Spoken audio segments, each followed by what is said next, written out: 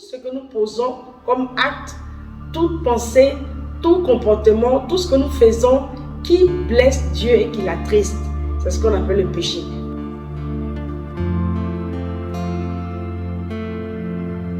Bonjour tout le monde. Vraiment, c'est avec un grand plaisir que je vous retrouve pour vous parler de la part du Seigneur. Et donc, soyez bénis dans le nom de Jésus-Christ, notre roi. Donc, aujourd'hui, vraiment, nous allons aborder un autre thème, inspiré par le Seigneur, bien sûr. Et j'aimerais vraiment que nous prenions nos cahiers, nos Bibles et notre Bible pour prendre des bonnes notes. Donc, vous savez que Jésus est notre Seigneur. Et c'est lui que Dieu a oint pour venir sur la terre, vraiment pour parler de la part de Dieu. Nous amener vraiment à nous repentir de nos péchés, nous prêcher, nous parler de la part de Dieu et nous amener vraiment à pouvoir suivre ses voies. Il est mort pour nous sur la croix il y a 2000 ans et il veut qu'on puisse respecter cette croix-là, cette mort-là et prendre la décision de nous repentir du péché et marcher dans ses voies. Donc Dieu nous inspire et nous parlons de sa part. Donc soyez bénis dans le nom de Jésus. Mais avant de continuer, nous allons prier. Prions. Père éternel, Seigneur Dieu de gloire, notre Père, c'est avec un cœur rempli d'amour que nous venons devant toi pour dire combien de fois que tu es formidable. Le Dieu qui a fait la mer, le Dieu qui a fait le ciel, le Dieu qui a fait vraiment la terre et qui a fait l'univers avec tout ce qui se trouve. Tu es notre Dieu, Seigneur, et nous voulons vraiment te dire merci pour ce temps formidable que tu nous donnes vraiment de t'écouter et vraiment de pouvoir vraiment rentrer dans tes écritures, prendre la décision vraiment de marcher dans tes voies. Merci d'être notre Dieu. Merci pour Jésus que tu as oint. Grâce à lui aujourd'hui, nous sommes vraiment sauvés et nous avons vraiment l'occasion vraiment de nous repentir encore pour vraiment faire sa volonté. Merci de bénir ce temps au nom de Jésus-Christ. Amen. Donc, amen. Donc, soyez encore bénis dans le nom de Jésus. Nous allons aujourd'hui aborder un thème vraiment que le Seigneur a mis sur mon cœur pour pouvoir partager avec vous, mes amis. Donc, aujourd'hui, on va parler du péché. Voilà. On va parler vraiment du péché. Donc, on va d'abord voir dans le premier point la définition du péché. Donc, le péché, vraiment, c'est tout ce que nous posons comme acte, toute pensée, tout comportement, tout ce que nous faisons qui blesse Dieu et qui l'attriste. C'est ce qu'on appelle le péché. Donc, les pensées qui ne sont pas la gloire de Dieu, les actes que nous posons qui ne glorifient pas Dieu, le comportement que nous pouvons avoir et qui ne glorifie pas Dieu, tout ce que nous faisons qui blesse Dieu et qui l'attriste, c'est ce qu'on appelle le péché. Et vous savez que nous aimons tous Dieu et on n'aimerait pas vraiment blesser notre Créateur. Donc c'est pour cela qu'on va vraiment faire une étude détaillée du péché et voir ce que Dieu appelle le péché, prendre la décision de nous repentir de ce péché-là. Mais aujourd'hui, on va voir une première partie du péché et on va voir par la grâce de Dieu la prochaine fois une autre partie du péché. Donc aujourd'hui, on va voir une liste détaillée du péché, comment Dieu voit ça, comment on doit se repentir. Parce que vous savez que c'est à cause du péché que Jésus est mort sur la croix. Donc la définition du péché, c'est celle-là. Vraiment tout ce que nous faisons comme acte, pensée et tout ce que vraiment nous disons, toute parole qui peut vraiment blesser Dieu et tout acte que nous posons qui peut blesser Dieu et qui l'irrite, c'est ce qu'on appelle le péché. En deuxième position, on va voir qu'est-ce que c'est que le péché en détail. C'est quoi le péché? On va voir une première partie aujourd'hui. Mais vraiment, avant de lire un autre passage, lisons d'abord en Ésaïe 59, versets 1 à 2. Allons-y là-bas. Prenons nos Bibles en Ésaïe 59, versets 1 à 2. On va lire de la part du Seigneur. Lisons. Non, le bras de l'Éternel n'est pas devenu trop court pour vous sauver, ni ses oreilles trop dures pour vous entendre, mais ce sont vos fautes qui ont fait une séparation entre vous et votre Dieu. Ce sont vos péchés qui l'ont caché et l'ont empêché de vous écouter. Vous voyez ce que Dieu nous dit dans sa parole. Il nous dit ici que les bras de Dieu ne sont pas trop longs pour nous sauver et ses oreilles ne sont pas trop dures pour nous entendre, mais ce sont nos fautes et nos péchés qui nous séparent de Dieu. Donc vous devez savoir que le péché nous sépare de Dieu. Le péché met une barrière entre nous et Dieu. Lorsque nous vivons une vie de péché, lorsque nous décidons de vivre dans le péché et de pécher chaque jour, nous devons nous savoir que le péché nous sépare de Dieu. C'est pour cela qu'en tant qu'enfant de Dieu, en tant que créature de Dieu, nous devons faire tous nos efforts pour éviter le péché. Nous devons faire tous nos efforts vraiment pour fuir le péché. Parce que le péché nous éloigne de notre Père. de notre Créateur. Si nous voulons avoir une bonne relation avec Dieu, nous devons détester le péché comme Dieu déteste le péché. On ne doit pas justifier nos péchés en pensant que c'est tout petit, mais devant Dieu, il n'y a pas de petits péchés. Tous les péchés sont mauvais, on doit se repentir du péché. Donc on va voir la liste détaillée de péchés et prendre la décision de nous repentir de cela. Donc aujourd'hui, c'est la première partie de cette liste-là. On va lire en Marc 7, verset 20 à 23.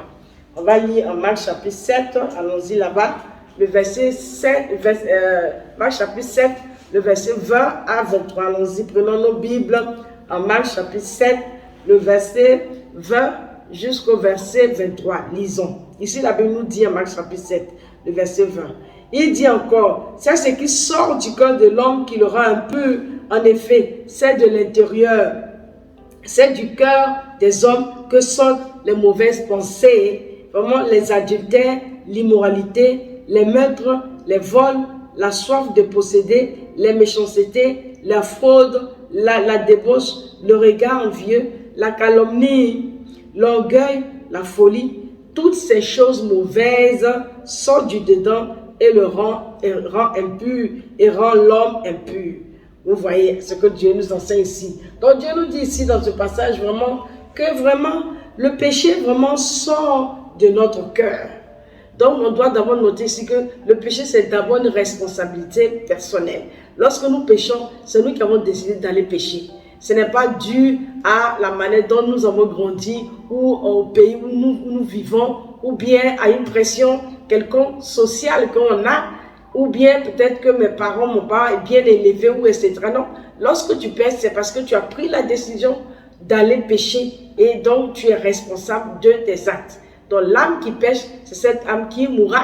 Donc nous devons vraiment faire attention avec les actes que nous posons ou ce que nous disons comme parole ou tout ce que nous faisons comme comportement. On doit savoir que nous sommes responsables de nos péchés. On ne peut pas mettre ça sur quelqu'un. Donc c'est ce que Dieu nous dit d'abord que nous devons comprendre dans ce passage. Et aussi il est en train de nous donner toute une liste de certains péchés. Il nous dit que c'est du cœur de l'homme. D'abord le péché commence d'abord par les pensées. Donc, les péchés commencent d'abord par les pensées. Tu peux avoir des mauvaises pensées sur un acte que tu veux poser et après, maintenant, tu prends la décision d'aller commettre l'acte. C'est pour ça qu'en tant qu'être humain, nous devons traiter durement nos péchés et vraiment, lorsque nous arrivons à maîtriser ces péchés-là, ça ne va pas nous amener à commettre l'acte qu'on appelle le péché. Donc, traitons durement nos pensées. Ça commence par les pensées et ça vient à l'acte. Donc, maintenant, les actes posés, on nous parle ici de l'immoralité sexuelle. Ça veut dire que ce que Dieu appelle péché, c'est l'immoralité. Ça veut dire que dans l'immoralité sexuelle, il y a plusieurs petits points que nous allons aborder. Lorsqu'on parle de l'immoralité sexuelle, on parle de la fornication. Ça veut dire qu'en tant qu'être humain, on ne peut pas vivre dans la fornication. Ça veut dire que c'est les relations que tu as sexuelles, que tu as avec une personne qui ne t'a pas épousé. C'est ce qu'on appelle vraiment la fornication. Et nous voyons malheureusement de nos jours, beaucoup de personnes, des jeunes, des vieilles, des grandes personnes, tout le monde, beaucoup de personnes vivent dans ce péché-là. Ils n'ont pas épousé une personne et ils sont avec la personne devant Dieu. Ce n'est pas bon, c'est condamnable par la loi de Dieu. Si tu te retrouves que tu es dans la fornication, il faut te repentir. Il ne faut pas vraiment être avec une personne ou sortir ensemble alors que tu n'as pas épousé la personne. Devant Dieu, c'est immoral. Donc il y a la fornication, il y a aussi l'adultère. L'adultère, le fait qu'une personne est mariée, il va sortir avec une personne d'autre. Ça, c'est pas bien. Ou tu n'es pas marié, mais tu sois avec le mari d'autrui. Tout ça, c'est ce qu'on appelle le péché, l'adultère. Il faut te repentir. Dieu ne veut pas qu'on vive comme ça. Si nous vivons comme ça, nous ne pouvons pas entrer au ciel. Et aussi, dans toujours l'immoralité, nous voyons vraiment les sectes. Il y a des gens qui ont des rapports avec les proches parents. Tu peux avoir des rapports avec ton papa ou ton oncle ou tes cousins ou tes frères. Et ça, Dieu condamne ça. On ne peut pas avoir des rapports avec un proche parent. Il y a aussi, dans l'immoralité sexuelle, on parle aussi des orgies. Le fait d'avoir des rapports avec plusieurs personnes à la fois. Tu es là et tu as des copines à gauche, à droite, ou tu as des copains à gauche, à droite. Et ça, Dieu condamne ça. Il ne veut pas qu'on ait des personnes à gauche, à droite, des copains, copines. D'abord, une personne, c'est condamnable. Quand vous n'êtes pas marié, mais quand c'est plusieurs personnes, c'est encore plus dangereux. Donc, Dieu veut qu'on se repente de ces péchés-là. Il y a aussi la bestialité dans l'immoralité sexuelle. On ne peut pas avoir des rapports avec des animaux. On ne peut pas coucher avec un chien ou avec n'importe quel animal que Dieu a créé. nous devons respecter la sainteté de Dieu. Donc tout ça, on appelle ça le péché. Si tu es dedans, tu dois te repentir. Il y a aussi l'homosexualité, le fait d'avoir des rapports avec une personne de même sexe. Ça aussi, Dieu condamne ça dans la Bible. Dieu appelle ça que c'est une pratique qui n'est pas du tout bonne aux yeux de lui. Dieu ne nous a pas créé, il a créé l'homme et la femme. Il n'a pas dit un homme doit aller avec un homme, une femme doit aller avec une femme. Ça, Dieu condamne ce genre de rapport. Donc nous devons nous repentir si on se trouve dans ces choses-là. Donc dans ce passage, on nous parle de l'immoralité sexuelle. Je viens de détailler ça. On nous parle aussi il y a aussi la prostitution aussi qui fait partie de l'immoralité sexuelle. Le fait d'avoir des rapports avec quelqu'un pour un intérêt quelconque, ça peut être de l'argent ou ça peut être vraiment un bien quelconque. Toutes ces choses, Dieu condamne. Mais nous allons aussi voir l'impureté. Dans l'immoralité sexuelle, il y a l'immoralité qui est vraiment sexuelle, mais il y a aussi l'impureté. Tout ça, c'est des choses que Dieu condamne dans l'impureté. Nous voyons la pornographie, ce n'est pas une bonne chose, il ne faut pas regarder ce genre de choses. Nous voyons aussi vraiment des habillements sexy. Nous voyons que de nos jours, beaucoup de personnes, des jeunes filles, des grandes personnes qui peuvent s'habiller d'une manière provocatrice, vraiment triste, et ce n'est pas bien, il faut s'habiller de façon convenable. Voilà, donc il y a ça aussi, les habillements qui ne sont pas bien. Il y a aussi la masturbation et toutes ces choses-là qui ne sont pas bien, ou des regards, ou des démarches dans le but de provoquer vraiment quelqu'un d'autre pour allumer toute forme d'allumage qui a trait vraiment toute forme d'allumage sexuel. Ce n'est pas bien. Nous devons nous garder dans la pureté, être des personnes saintes si nous voulons voir le Seigneur de nos jours. Donc c'est ça, c'est quelques péchés qui concernent l'immoralité dont on a parlé. On a aussi parlé dans ce passage que du cœur de l'homme vient vraiment le meurtre. Donc ça veut dire qu'en tant qu'être humain, on ne peut pas mettre fin à la vie de quelqu'un, qu'il s'agit même de l'avortement. Nous voyons beaucoup de femmes qui font les avortements, des jeunes filles. Ça, Dieu ne veut pas que tu fasses ça, parce que lorsque tu étais dans le ventre de ta mère, ta maman n'a pas pris vraiment la décision de mettre fin à ta vie. C'est pour ça que tu es là. Et toi, à ton tour, tu ne peux pas t'élever et aller tuer un être humain en disant que ce sont mes droits. Je veux vraiment être libre. Donc, il faut respecter vraiment l'être humain qui est sacré. Donc, ce n'est pas bon l'avortement, ou ce que d'autres appellent le retard, et qui prennent des comprimés pour tuer tous ces enfants-là. Et vraiment, dès qu'il y a une conception, c'est déjà un être sacré. Nous devons faire attention avec ce genre de comportement. Et donc, tout ça, c'est le meurtre, ou vouloir empoisonner quelqu'un, ou tuer quelqu'un avec un couteau, ou tout instrument que tu as utilisé pour tuer quelqu'un ou mettre fin à sa vie. La vie d'un être humain est sacrée. La Bible nous dit que Dieu nous a fait à l'image de Dieu. On n'a pas le droit de mettre fin à la vie de quelqu'un d'autre. De la même manière que tu respectes ta vie, il faut aussi respecter la vie que Dieu a donnée à ton ami, à ton voisin, à ton frère ou à ta soeur. Il ne faut pas mettre fin à la vie de quelqu'un d'autre par une méthode quelconque. Donc tout ça, Dieu condamne ça. Que ce soit les petits maîtres ou les grands maîtres, tout ça devant Dieu, tous les maîtres sont mauvais. Tu peux te dire, moi l'avortement c'est pas grave, mais devant Dieu c'est tellement grave. Parce que c'est un innocent que tu es en train de tuer, et devant Dieu ce n'est pas bon. Donc il faut vraiment faire attention avec ce genre de pratiques. On se répand de ça. Dieu ne veut pas qu'on tue les gens. Il y a aussi le péché du vol. Le vol, ça veut dire que tu peux prendre quelque chose qui ne t'appartient pas. On est prêt à voler dans les sociétés à le vol. Même tu es à la maison, tu peux voler des histoires. Tu prends les choses des gens et personne ne sait pas que c'est toi qui as pris. Quand tu veux prendre quelque chose de quelqu'un, il faut demander. Il ne faut pas voler. Tout ça, c'est ce qu'on appelle le péché. C'est ça qui nous éloigne de Dieu. Dans ce passage, on a parlé de ça.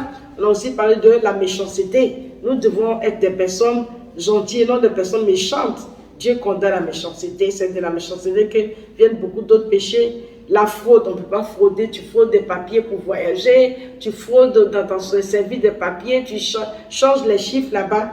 Dieu condamne ces choses-là. Et la débauche, on doit vivre une vie qui est pure devant Dieu. On ne peut pas vivre de la débauche. Le regard envieux, on ne peut pas être des personnes qui envient les autres. Ce que Dieu t'a donné, il faut être content de ta situation et ne pas envier l'autre en vouloir vraiment lui faire du mal. Dieu n'aime pas qu'on envie les autres. Ne pas calomnier aussi les autres. Parler mal des autres derrière pendant qu'ils ne sont pas là. Tu parles mal des autres, tu les critiques. Tout ça, Dieu ne veut pas ça parce que Jésus ne ferait pas cela à ta place l'orgueil, toute forme d'orgueil. Nous devons avoir le cœur d'humilité en imitant le Seigneur. Dans toute sa humilité, il était le Fils de Dieu, il est descendu, mais il n'a jamais été orgueilleux. Nous devons être simples de cœur et ne pas vraiment nous vanter, penser que nous sommes quelque chose, parce que si Dieu décide de prendre notre souffle, alors nous ne sommes rien. Restons humbles et marchons sur les pas de Jésus-Christ. Soyons simples d'esprit et de cœur, ne soyons pas orgueilleux. Et Dieu parle de tous ces péchés-là. Vraiment le fait de la soif de posséder, pour posséder des biens, tu es prêt à mentir, à voler, à faire tout ça de mal pourvu que tu puisses avoir un bien quelconque que tu désires. Ça, ce n'est pas bien. Il faut acquérir les biens que tu as dans la sainteté. Donc, tous ces péchés, on nous dit au verset 23, tous ces péchés-là sont mauvaises et ça sort vraiment du cœur de l'homme et ça nous rend impurs. Si nous vivons dans ces péchés que je viens de citer, nous devons savoir que nous sommes impurs devant Dieu et nous n'allons pas hériter le ciel. Donc, nous allons arrêter là pour aujourd'hui, pour cette liste de péchés que nous venons de faire. C'est la première partie. On va continuer par la grâce de Dieu la prochaine fois. Que si nous nous retrouvons dans ces péchés dont Dieu a parlé aujourd'hui, nous devons nous repentir. Si nous sommes dans l'immoralité, la fornication, dans l'adultère, dans l'homosexualité, dans tous ces péchés, dans l'impureté, dans le meurtre, dans le vol, dans la méchanceté, dans l'envie, dans tous ces péchés dont je viens de parler aujourd'hui, nous devons prendre la décision radicale de nous repentir parce que Jésus est mort pour le péché. Nous ne pouvons pas vivre nos vies sans penser à Jésus. Nous ne pouvons pas vivre nos vies sans penser à Dieu. Nous ne pouvons pas poser des actes et penser que je suis libre de faire ce que je veux. Dieu va appeler tous nos actes en jugement. Nous devons faire attention des actes que nous posons, de ce que nous disons, de ce que nous faisons comme acte et penser toutes ces mauvaises choses, Dieu va nous juger. Faisons très attention et prenons la décision vraiment de nous repentir pour être à la gloire de Dieu. Je vous aime beaucoup et je vous remercie et à la prochaine fois pour un autre enseignement. Amen.